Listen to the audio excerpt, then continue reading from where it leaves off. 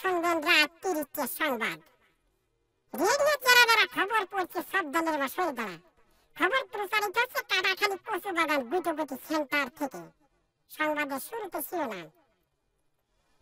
কাটাখালীর মিরিক দুয়ার ভিতর একটি চাউলের খনি। শেখপাড়ার বটতলায় ঘোড়ার গাড়ির দুর্ঘটনা। উচ্চ মুরগি বন বিলে ধরে পালাতক। এতক্ষণ সংবাদ শিরোনাম শুনলেন, এখন শুনবেন বিস্তারিত।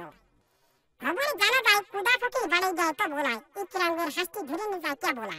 হাসটি ধরে নিয়ে যায় পশ্চিমবঙ্গ ভারত থেকে।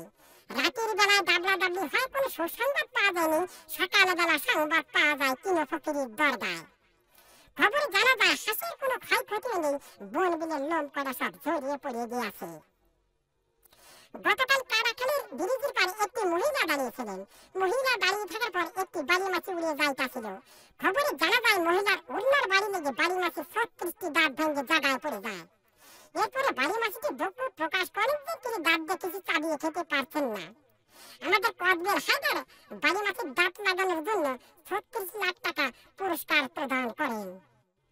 গতকাল কাটাখালীর মিরিক দুয়ার ভিতরে একটি চাউলের খনি পাওয়া গেছে। তাতে ৩ থেকে ৩.৫ চাউল পাওয়া গেছে, আরো পাবো বলে আশা করা যাচ্ছে। এসব চাউল তোলার জন্য আমাদের শেখপাড়ার মণিকুমারের যতগুলি সব ঠিক করা হয়েছে। আমাদের আমরা আলী বলেছেন এই চাউল বাংলাদেশে থাকলে পারে বাংলাদেশের অভাবনটন বেশি পরিমাণ বেড়ে যেতে পারে। এই জন্য এই চাউল বিদেশে যাবে বলে ৪টি পোস্টার জাহাজ আমাদের কাটাখালীর ব্রিজ ঘাটায় ঘষাঘষি করিতেছে।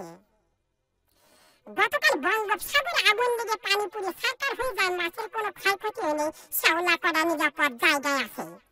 আগুন লাগতে লাগতে উপকূলের কাছাকাছি গেলে আমাদের কাহাল চৌধুরী বলেছেন এই আগুন উপকূলের কাছাকাছি গেলে বহুত ঘর বাড়ি পুড়ে যাওয়ার সম্ভাবনা রয়েছে।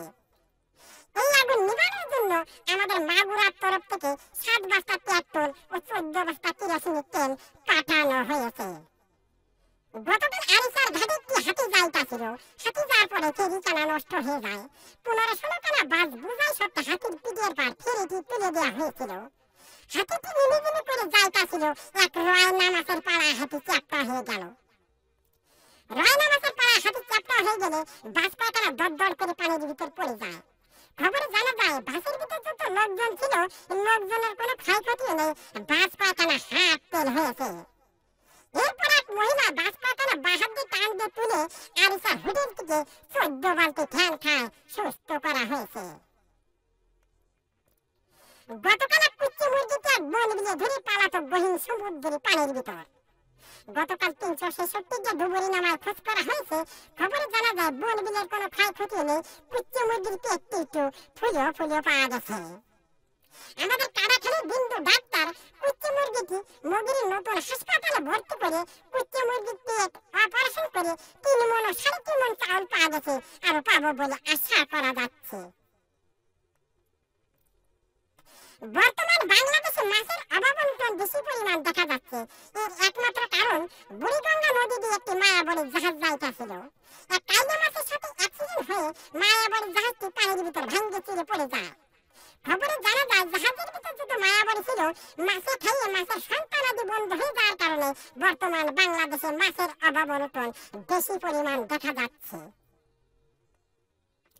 গতকাল শেখপাড়ার বটতলা ঘোড়ার গাড়ির চাকা বাস্ট হয়ে ৬০০ মানুষ নিহত, আরো কতজন আহত হয়েছে। আহতদেরকে জ্যান্ত পুঁতিয়ে ফেলা হয়েছে আর নিহতদেরকে মগির নতুন হাসপাতালে ভর্তি করা হয়েছে। গত মাসে এদের সুশীলতে চিকিৎসা হবে বলে জানা যাচ্ছে। সবশেষে আবহাওয়া। আজ রাত ২টা পর্যন্ত আবহাওয়ার পূর্বাভাসে বলা হয়েছে ফয়সাল সত্যিপুর কাদিরাবাদ বেরিয়া আবালপুর সিলেটের মাদ্রাসার উপর দিয়ে দক্ষিণ পূর্ব দিক থেকে ঘন্টায় ৬০০০ কিলোমিটার বেগে দমকা থেকে ঝোড়ো হাওয়া বৃষ্টি ও বজ্রবৃষ্টি সহ বিচ্ছিন্নভাবে বয়ে যেতে পারে। সেই সাথে ইট পাটকেল ও পাথরের খোয়া পড়ার সম্ভাবনা রয়েছে। এইসব এলাকার বাস ট্রাক মাইক্রো ও কার গাড়িকে ১ নম্বর সতর্কতা সংকেত দেখিয়ে যেতে বলা হয়েছে। আর এইসব এলাকার সাইকেল বাইসাইকেল মোটর সাইকেল এবং মকবুলের ঘোড়ার গাড়িকে ঘরের ভিতরে বাঁধ দেখিয়ে বসে থাকতে বলা হয়েছে। এই আবহাওয়ার পূর্বাভাস রাত ২টা পর্যন্ত বলবৎ থাকবে।